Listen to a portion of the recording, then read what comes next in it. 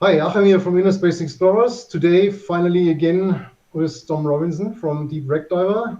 Great to have you here. And Wow. today we want to do a little bit, it's not really a reaction video, it's more a discussion about an incident that I learned from a follower of mine who contacted me and we chatted about a couple of things. And at some point he mentioned that his brother passed away on a rebreather accident a couple of years ago, and he asked me if I want to talk about it. Um, Basically, like pointing out issues in what happened there, and if that helps somebody else to not make a certain mistake or to learn from that mistake, then he said he thinks it's worth it, and he would appreciate if we do that. And I thought Tom is probably the best person to discuss this with, as he's um, diving deep wrecks on a rebreather. So basically, exactly what happened during that accident. And as you know, we both do a lot of rebreather diving. So I think we can um, discuss that also from an experience point of view. Yeah, well, thanks again for the invitation, and it's good to be here. And obviously, this is really sad incident, isn't it? But it's really good of this guy's brother to kind of give us the information and allow us to talk about it. And hopefully, people will get something out of it, and maybe some lessons learned. Yeah.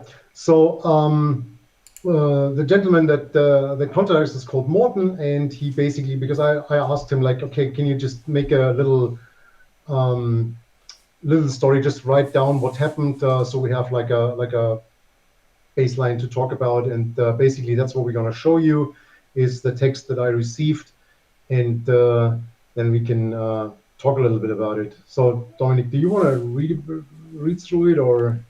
Yeah, I mean, so we've got it up on the screen, haven't we? Here, so you can see the kind of introduction from him, and he says, I'm sure people can read it, but he says, "I'm not a technical diver, but my brother was, and I wanted to tell you his story, as this might be of interest for you to talk about in one of your videos, and if it only helps to prevent more accident, it was worth it." So I mean, for me, that's a lovely sentiment, isn't it? It must be quite Yes. sore for Morton, but the fact he's willing to share is brilliant. So I guess thank you to Morton. Yeah, I also think it was is a great mindset behind, and I don't know. It's probably easier if we just. I mean, we can leave the text here, but I mean, basically the story behind is that his brother was involved in technical wreck diving in the North Sea, and at some point started diving rebreathers, and then after he gained a little bit of experience on these rebreathers, he started to go deeper on the rebreather.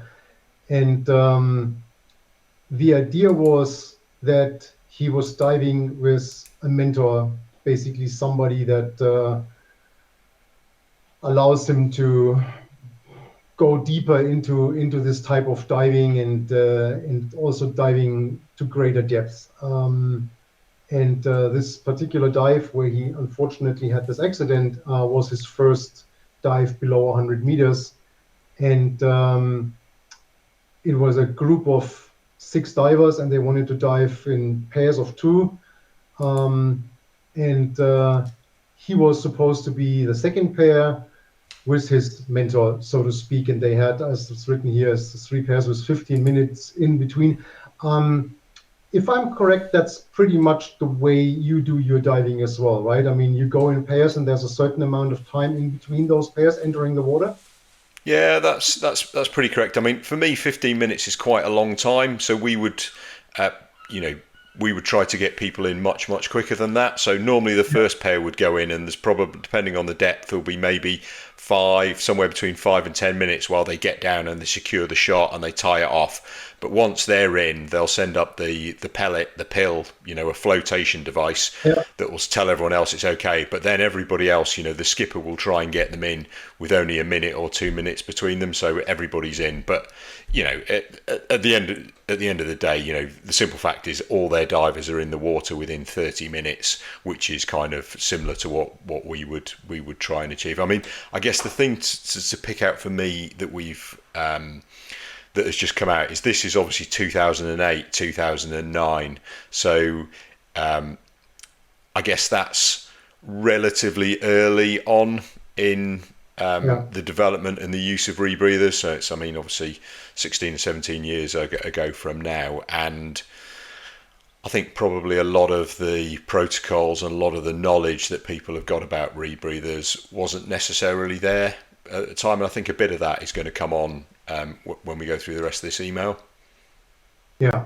So what happened is that while he was preparing, so the brother is called Ole, by the way. So when Ole was preparing his rebreather, he realized during the checks that there's something not okay with his rebreather. And Morten writes that it was what is called a cheek test, I believe, after watching your videos. So you may have seen that if you watched some other videos from me. You take the loop in your mouth and you inhale, exhale, and you can hear those directional valves click. And then you basically press it against your cheek, and you should have overpressure on one side and vacuum on the other one, which makes sure that these directional valves are working correctly and that they do not let gas pass by. And from what I understood here is that was not the case, so there was something wrong. And that led to some stress. So there was supposed to be the second pair in. Now the rebreather was not working, and he started a repair of his rebreather. And the other divers were pushing because obviously they had a certain like time window where they could dive because they tried to go in slack time, so before current picks up again based on the tide. And so you correct me if I'm telling nonsense. But so that obviously caused some stress, and they decided that the second pair, where Ole was part of, then should dive as the third pair, and the third pair goes in before them. And that's basically what they did. So he fumbled around with his rebreather, and the other pair got in the water, and then they finally were ready. And his mentor and Ole, they went in as the third pair. And so they did their So descent to the just wreck. sorry, mate. I just wanted to pick up on something there, which is for me is the cheek test is testing the one-way valves in your loop, isn't it? Now that for me, that's not a test that you should be doing on the boat. Yeah, For me, that's a test that you should be doing when you build your unit.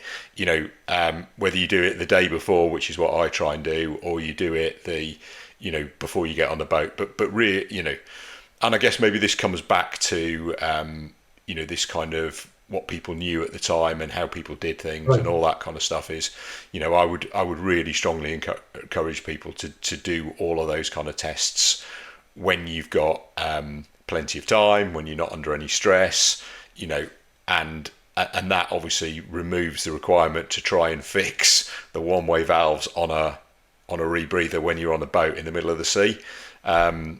So I guess that's a really important bit of this for me. And I think rebreather divers, we need to accept that you can't just throw your gear together.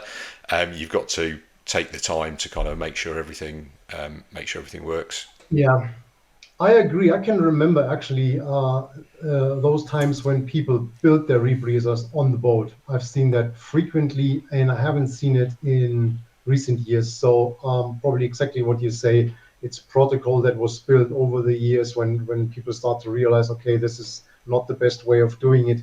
And obviously, what you said, if you do that this at home and you're not stressed out and you have time, is way easier to avoid mistakes. So what I actually do when I'm teaching rebreather, at some point when my students build their rebreathers, I start to chat to them, to distract them on a purpose, because what I want from them is basically to tell me, shut up and go away, leave me alone. I'm concentrating on my rebreathers, which they normally don't do because, oh, my instructor's talking to me. And I try on purpose to bring them to a point where they make a mistake, which then obviously, because I mean, it's part of training, right? I mean, you then point out like, hey, you missed that check, you didn't put this in, you didn't do this, you didn't do that. And I'm like, yeah, because you were talking to me. It's like, yeah, that's the point. You should have stopped that. Either you talk to me and you stop building a rebreather, or you tell me to go somewhere, and because you're working on your rebreather. And so this distraction is a real issue. And obviously, if you're on a rocky boat somewhere in the middle of the sea and stuff's flying around and people preparing for their dives, and they tell you like, hey, in 15 minutes you have to be ready to jump in the water, that's probably the worst scenario to build a rebreather and make sure everything's in working condition. Yeah, So and particularly, I guess when you're doing a big dive, when your stress levels are quite high anyway. So we've already heard that this is Ole's first 100-meter dive, and it would have been useful. I would say he would be under a certain amount of stress anyway, so it would yeah, have been useful for him to have reduced his stress by doing as much as he can up front. Now, I mean, it's not to say, of course, that stuff still happens. So for instance, the classic thing, of course, for me anyway, is that we will do a several-hour transit out to the dive site. So you've done all your checks, you've built your unit, you've got it all ready, you've turned it all on and everything. But then to go out to the dive site, you turn it off because you don't want to drain the batteries on the way out.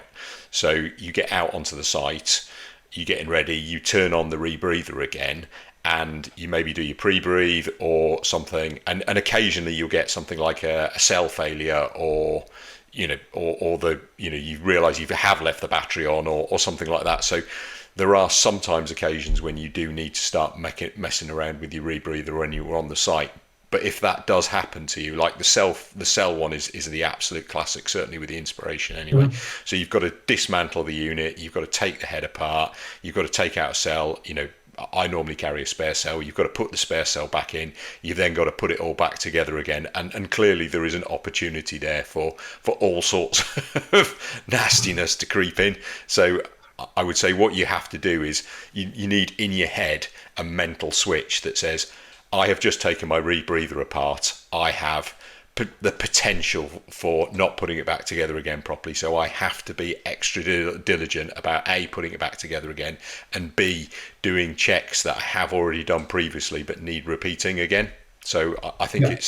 it's really important to have that in your head if you start taking your rebreather apart on a dive site or a boat. Yeah, absolutely. But in that case, I mean, first of all, the deep technical rebreather stuff was probably not developed to a point where it is today. Plus, this guy obviously had no real experience, especially on these deeper dives, as we learned from the text. So, bottom line, what happened is that he went down with his partner, and I can't remember exactly what it was, 112, 115 meters, something like that, and they split up, which is something I can't understand anyway. We're going to talk about that in a minute when we go through the entire dive. But so it was the buddy team was same dive, same ocean, but not like a buddy team. That's important to understand. Though they left a clip or a tag or something on the shot line, and after 15 minutes of bottom time, the mentor came back to the shot line and realized that Ole was not there and his tag was still on the line, so he had not ascended yet. And so time was running short, and this guy looked around, couldn't see Ole, made a ascent to the boat, and with all his deco, and then reported Ole missing. And then they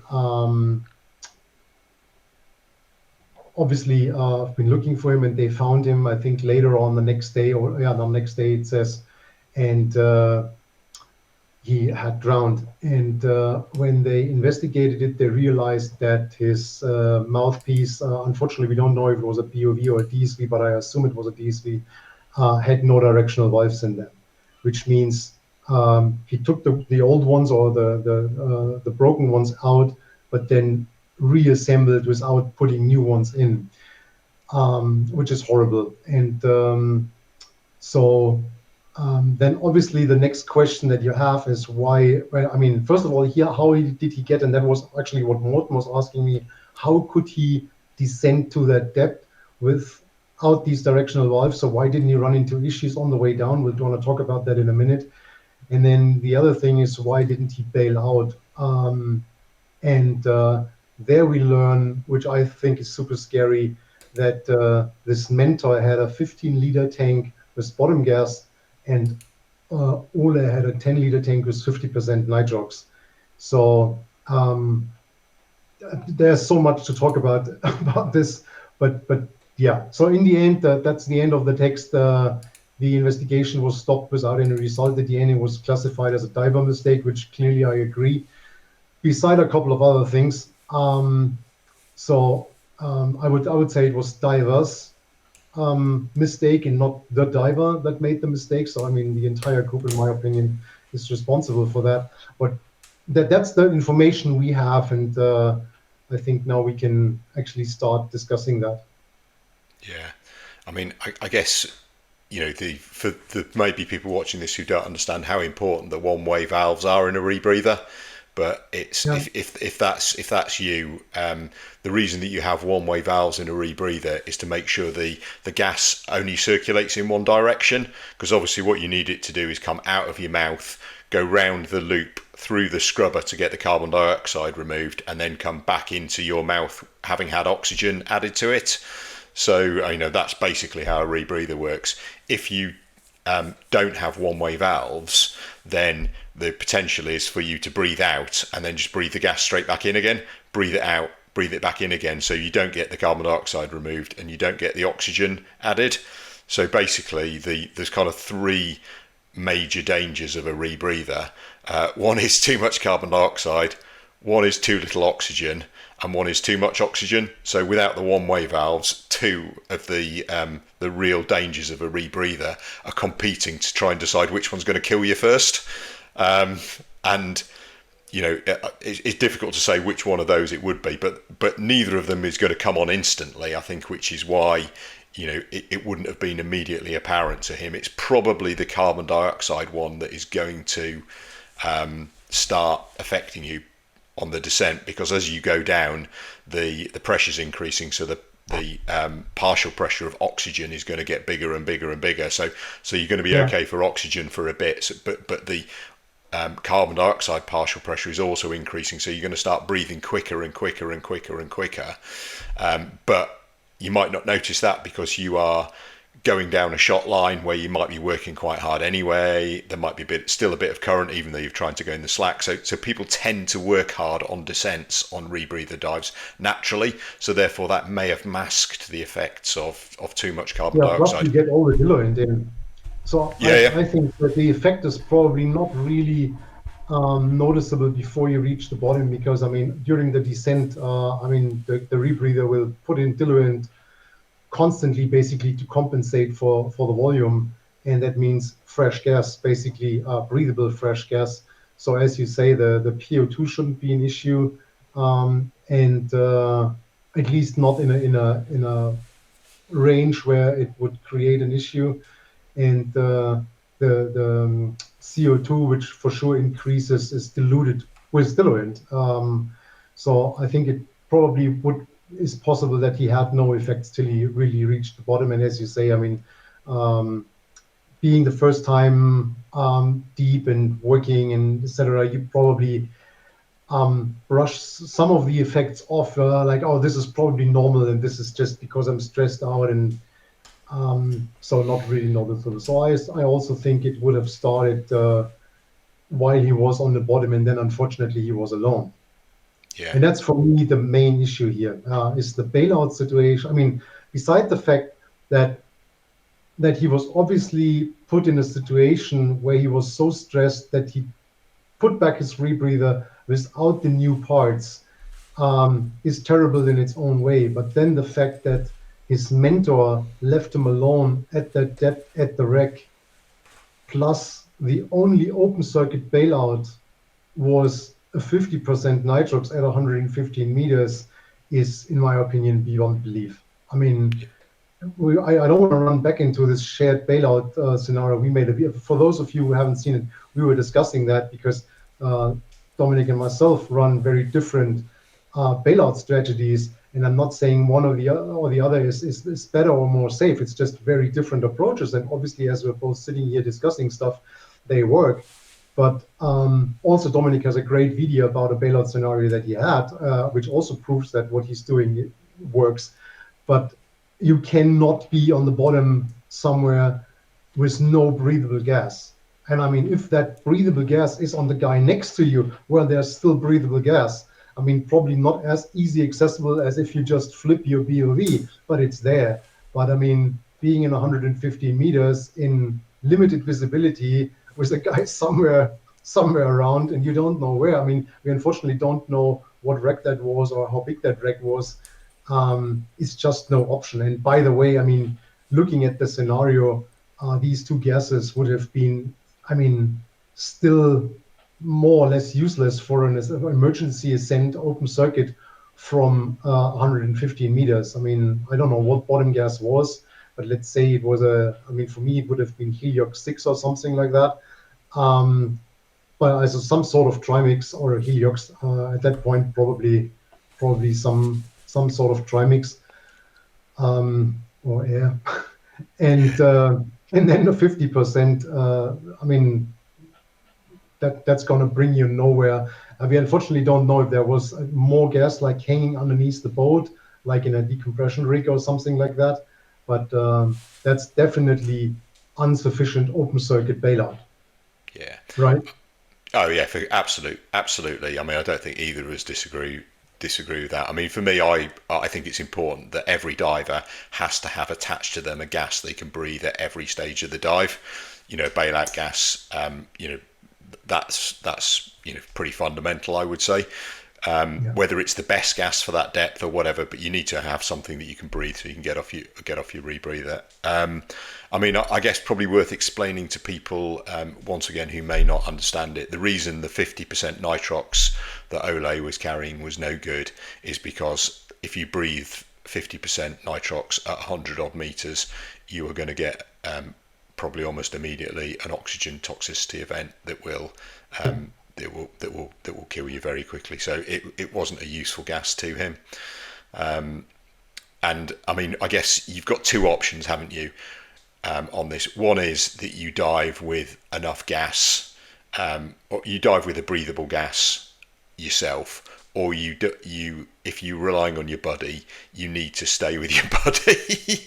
Now we don't know why they got separated, and the email doesn't give a sense of that it was a catastrophic event or something really bad happened. The email gives the sense that they just decided to go and From see what I different things on the understood, it was wreck. on purpose.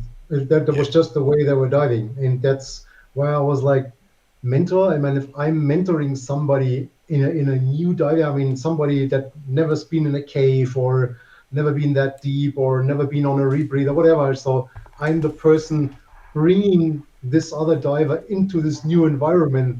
Then I mean, for God's sake, I mean, I have to be on that person. I mean, in arm reach distance, right? Because I mean that's the idea of a mentor. I mean, be there for that person and not like, yeah, great, you made it down to 115, enjoy your time, and then just wandering off. That's I yeah, mean that yeah, what actually for me is probably the worst thing on that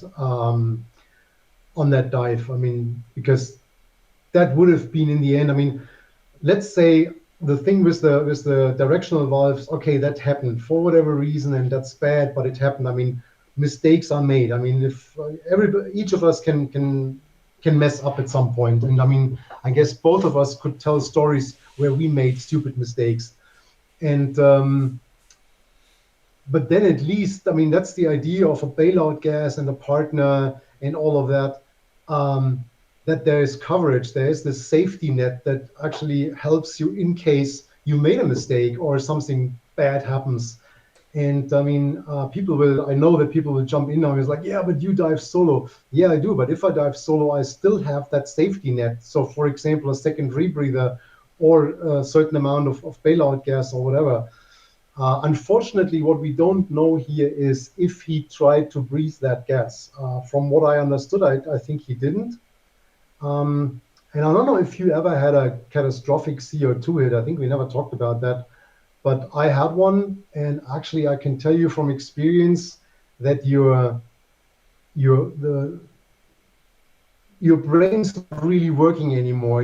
I mean, I may just quickly tell that story. I was actually testing a rebreather, and I was swimming around in 20 meters in a lake, and the bottom is more or less muddy, but it has a, I mean, there's a slight elevation towards the beach line, so to speak. And I felt that something's really wrong, heavy breathing, headache, not feeling good, etc. And I was like, okay, I should swim back um, to the shore.